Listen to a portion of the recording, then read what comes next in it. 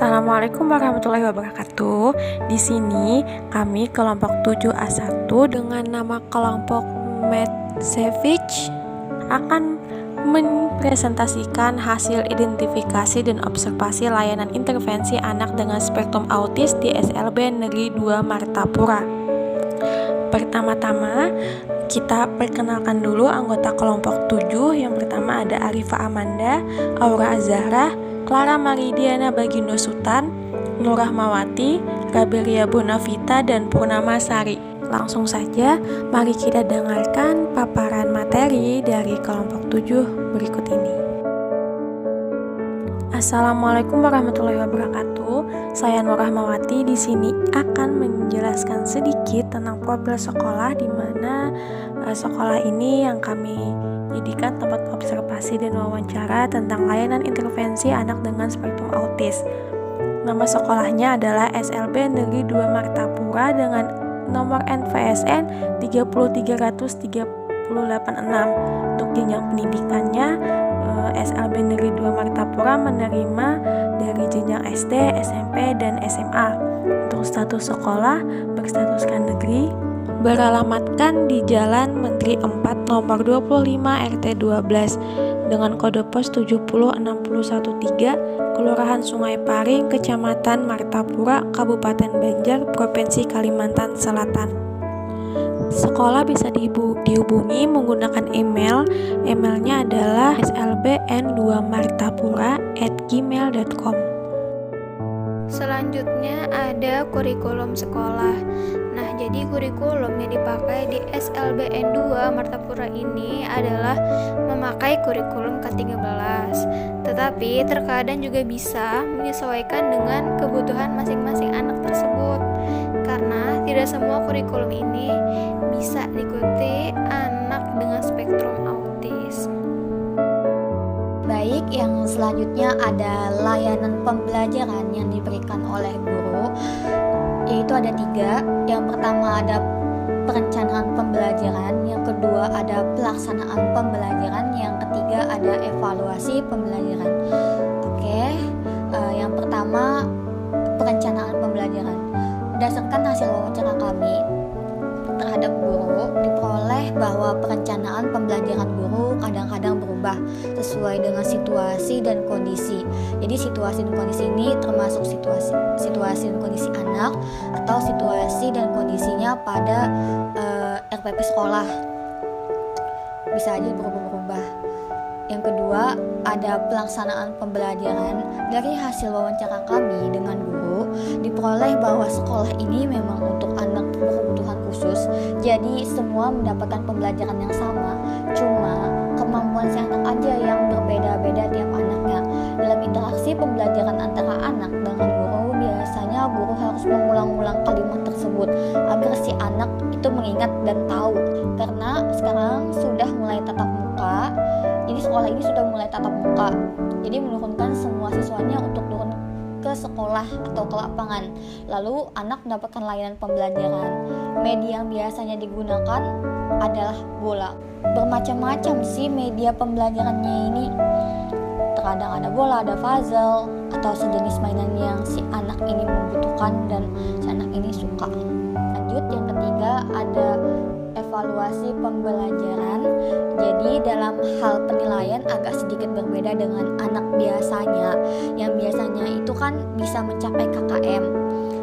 Mengingat bahwa anak ini adalah anak yang berkebutuhan, maka guru ini menilainya itu udah kayak menyelesaikan sesuatu, atau cara penilaiannya itu dengan apakah si anak ini ada kemajuan apa sih. Jadi itu yang menjadi penilaian guru terhadap si anak, meskipun itu penilaiannya hanya sedikit semisal.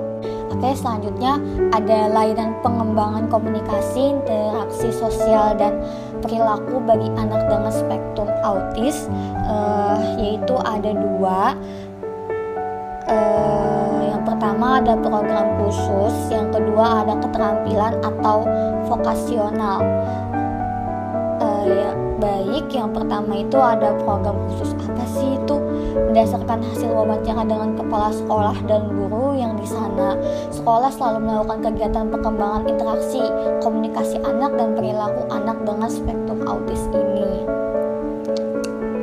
Yang kedua yaitu keterampilan atau vokasional. Berdasarkan hasil wawancara dengan guru, keterampilan yang biasanya adalah menyusun mainan, seperti mainan bongkar pasang. Baik, selanjutnya akan membahas berbagai layanan intervensi yang diberikan orang tua Harun kepada Harun di rumah. Yang pertama adalah bentuk pendampingan orang tua saat pembelajaran. Ibu kandung Harun membeberkan bahwa beliau menampingi proses pembelajaran, bahwa anak lebih suka ke sekolah daripada diam di rumah, karena menurut ibunya jika di sekolah cenderung bertemu dengan teman-temannya, jadi membuat dia senang dengan datangnya ke sekolah.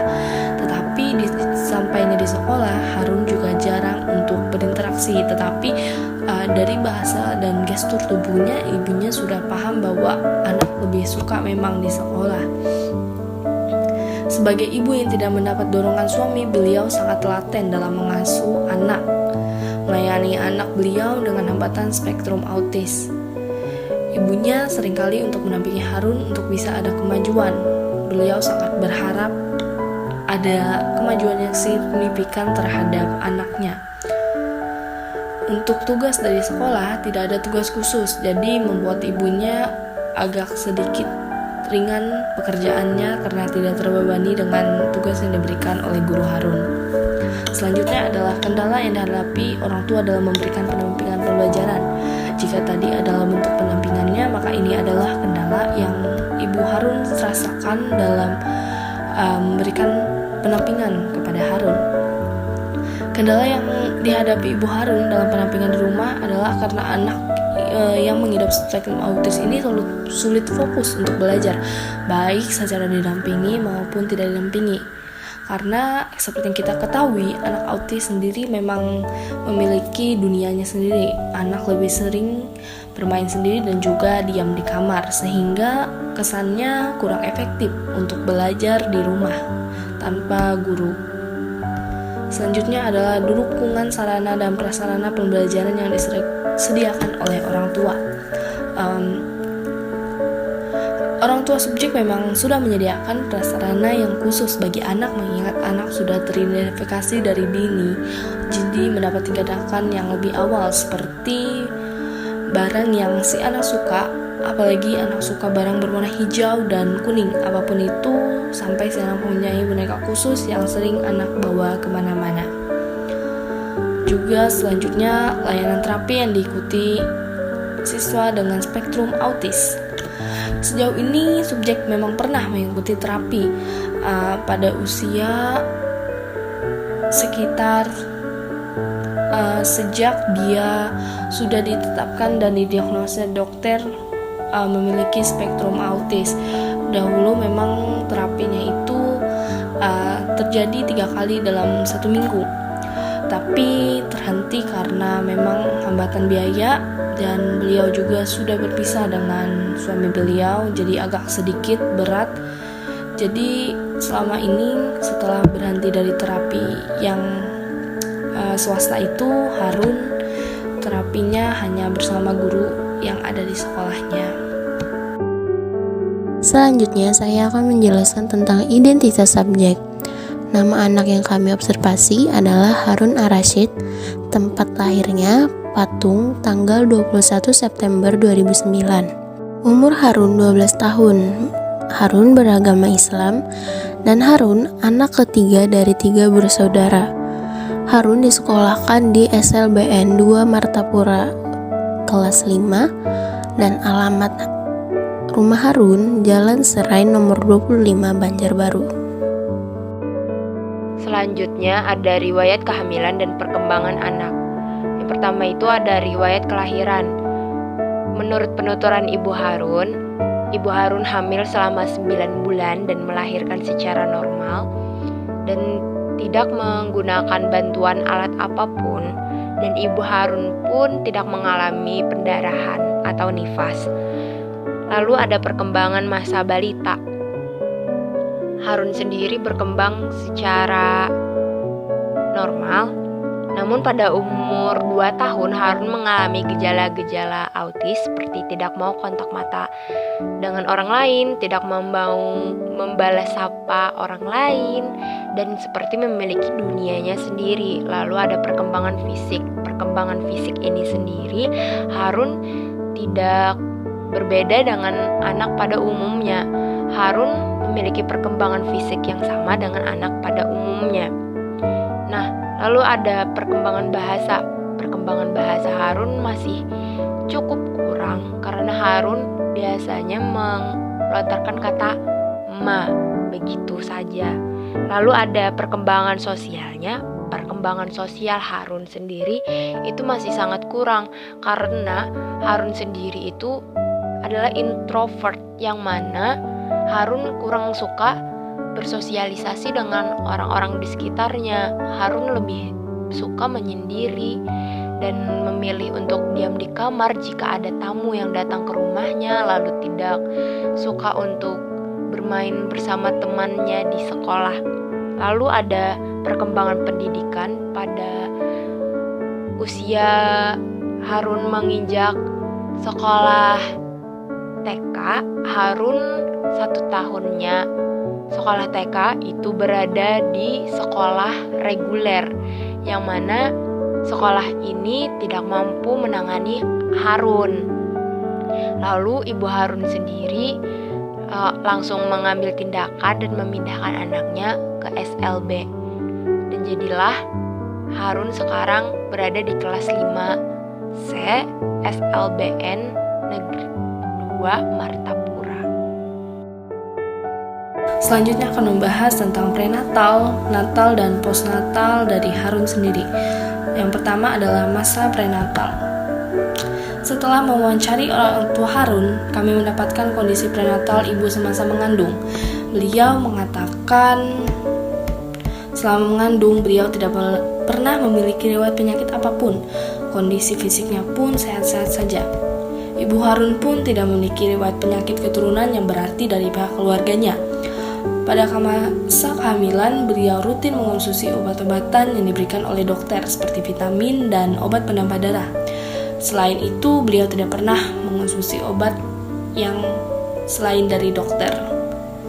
Berdasarkan penuturan beliau juga, memang pernah beliau bermain dan mengelus kucing, tetapi tidak sering, hanya terkadang-kadang saja. Pada kondisi natal, saat semasa proses kelahiran, ibu tidak mengalami kesulitan dalam melahirkan anaknya, sehingga tidak perlu memerlukan alat bantu. Pada saat kelahiran, beliau juga mengatakan tidak ada mengalami pendarahan. Setelah dilahirkan, anak langsung menangis, layaknya anak pada umumnya. Proses kelahiran anak memang berjalan lancar tanpa adanya kendala apapun. Yang ketiga adalah postnatal. Pada tahap ini, proses perkembangan tumbuh kembang anak dari penuturan beliau. Pada saat bayi, anaknya jika mendengar suara ribut, anaknya tenang dan diam saja, tidak seperti anak lainnya. Anak lainnya kan jika mendengar suara ribut akan langsung menangis, maka Harun ini tidak. Beliau juga sempat mengira anaknya tuli sampai diantar ke dokter, dan dokter mengatakan bahwa indera pendengaran Harun normal saja. Saat umur 2 tahun, anak bisa berdada-dada kepada orang lain seperti layaknya anak pada umumnya. Namun di saat pada usia 3 tahun, anaknya mulai menunjukkan gejala autis, seperti sering melihat kosong ke atas. Selama tumbuh kembang anak, tidak pernah mengalami kecelakaan, keracunan, ataupun masalah pada pencernaannya. Menurut ibunya, faktor yang menyebabkan anak memiliki hambatan spektrum autis, tetapi beliau tidak berani mengeluarkan pendapat pribadinya. Namun berdasarkan diagnosa dokter, bisa disebabkan karena garis keturunan atau makanan yang dikonsumsi saat hamil. Ibunya sadar anak memiliki hambatan spektrum autis di saat beliau berusaha untuk berkomunikasi dengan anaknya di usia 3 tahunan. Lalu karena merasa tidak ada respon, beliau membawa anaknya ke RSUD Ulin, Banjarmasin. Hari pertama saat mengantar anak dan diperiksa di dokter spesialis saraf, hari itu juga langsung keluar hasil diagnosa dokter yang menyatakan anak beliau mengalami hambatan spektrum autis. Kegiatan anak juga selama di rumah suka bermain dan boneka dan menonton televisi yang menayangkan kartun Upin Ipin.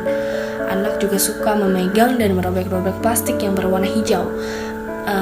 Harun diberikan diet khusus atas saran dari psikolog di tempatnya terapi sebelumnya. Mengikuti saran tersebutlah beliau tidak memberikan makanan yang tepung-tepung, susu, dan beberapa jenis buah tertentu. Beliau berkata jika tandanya buah yang tidak cocok dengan Harun, maka biasanya air liur Harun akan menetes terus. Ibu Harun pernah mengantarkan anaknya untuk terapi, tetapi sekarang terhenti karena kendala biaya. Cara beliau mendidik anaknya yang mengalami hambatan autis dari pengakuan beliau, samakan saja dengan kakaknya. Jika membuat kesalahan, maka semua anaknya akan ditegur, baik itu Harun ataupun kakaknya. Menurut beliau, anaknya yang spesial ini harus diperhatikan lebih intensif dibanding anak yang lain. Untuk sekarang, anak memang menunjukkan kemampuan dalam mengelola emosinya dibanding usianya yang di saat balita. Dahulu sebelum anak terapi, anak beliau memang sangat sering menangis tiba-tiba dan juga tantrum.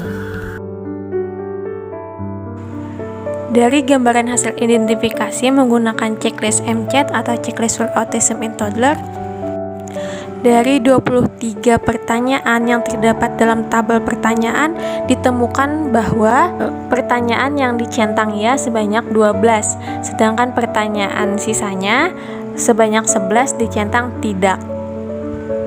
Jadi berdasarkan scoring checklist MCAT di atas, maka anak dinyatakan gagal. Gagal di sini dimaksud gagal memenuhi perkembangan pada usia tertentu. Pertanyaan yang mendapat jawaban tidak juga termasuk ke dalam beberapa gejala umum autis. Perlu diketahui juga bahwa dalam pedoman checklist MCAT yang kami gunakan ada tercantum jika anak mendapatkan jawaban tidak pada 3 item atau lebih, maka anak dinyatakan gagal dalam checklist MCAT. Maka perlu dievaluasi lebih mendalam oleh dokter atau dirujuk ke spesialis untuk evaluasi perkembangan lebih lanjut. Analisis menggunakan Diagnosis and Statistics Manual of Mental Disorder atau DSM-4. Gejala autisme ini dibagi menjadi 3 kriteria, yaitu interaksi sosial K1, komunikasi K2, dan pola perilaku K3. Harun menunjukkan gangguan spektrum autis dengan mendapatkan 9 skor dari gabungan K1, K2, dan K3 dengan minimal 6 poin dari keseluruhan aspek, dengan ditunjukkannya keterlambatan atau fungsi abnormal dalam interaksi sosial, komunikasi, permainan simbolik, atau imajinatif sebelum usianya 3 tahun. Pada aspek sosial, berdasarkan hasil pengisian instrumen yang sudah dilakukan, Harun memang kurang bisa menjalin interaksi sosial, bahkan tidak bisa menjalin hubungan interaksi sosial, verbal maupun non-verbal seperti kontak mata ataupun menunjukkan ekspresi muka. Anak kesulitan bermain, suka menyendiri, tidak suka keramaian dan menjauh dari orang sekitar. Pada sub kedua yaitu komunikasi, ditemukan bahwa Harun memang terlambat dalam hal komunikasi. Anak pun tidak ada usaha untuk melakukan komunikasi verbal kepada lawan bicaranya. Sebenarnya anak ini dapat berbicara, namun hanya sepatah kata yaitu emak untuk memanggil mamanya. Dan ini tidak digunakan untuk berkomunikasi layaknya orang pada umumnya. Cara anak bermain juga kurang variatif. Anak cenderung jika bermain maka itu-itu saja yang selalu dimainkan. Permainan yang biasanya anak mainkan hanya memegang benda yang ia sukai. Lalu pada subbagian ketiga, anak ini berperilaku terbatas, berulang, dan berpola pada minat dan kegiatan. Berdasarkan hasil pengisian instrumen, ditemukan bahwa anak sering terpaku pada suatu kegiatan atau rutinitas yang tidak berguna. Misalnya memegang benda yang bertekstur lembut. Anak juga suka melakukan gerakannya berulang-ulang, contohnya berjalan-jalan sendirian, bahkan jika tidak diperhatikan arah, Harun bisa tersesat. Jadi kesimpulannya adalah anak dengan spektrum autis adalah anak dengan penurunan sistem fungsi pada perkembangannya. Contohnya adalah penurunan pada interaksi sosial dan penurunan perkembangan bahasa. Anak dengan spektrum autis kebanyakan dapat terdeteksi saat umur 2 tahun. Autisme adalah gangguan perkembangan otak pada anak yang berakibat tidak dapat berkomunikasi dan tidak dapat mengekspresikan perasaan dan keinginannya, sehingga perilaku hubungan dengan orang lain terganggu. Dari hasil observasi dan wawancara yang kami lakukan kepada Harun, dia menunjukkan karakteristik gangguan spektrum autis, gangguan autistik, menunjukkan ketiga ciri autis terlihat dari aspek sosial, komunikasi, dan perilaku. Harun tidak bisa menjalin interaksi sosial secara verbal maupun non-verbal seperti kontak mata, ekspresi muka, posisi tubuh yang condong ke belakang, memiliki kesulitan dalam bermain dengan teman sebayanya, tidak ada rasa empati kecuali kepada ibunya, suka menyendiri, tidak suka suara berisik, terganggu dengan kehadiran orang banyak. Berikut tadi adalah penjelasan dari kami kelompok 7 tentang hasil identifikasi dan observasi layanan intervensi anak dengan spektrum autis di SLB Negeri 2 Martapura. Semoga teman-teman semua memahami apa yang kami maksud. Salah khilaf mohon maaf. Kami kelompok 7 A01 dengan nama kelompok Ana Sullivan undur diri. Wassalamualaikum warahmatullahi wabarakatuh.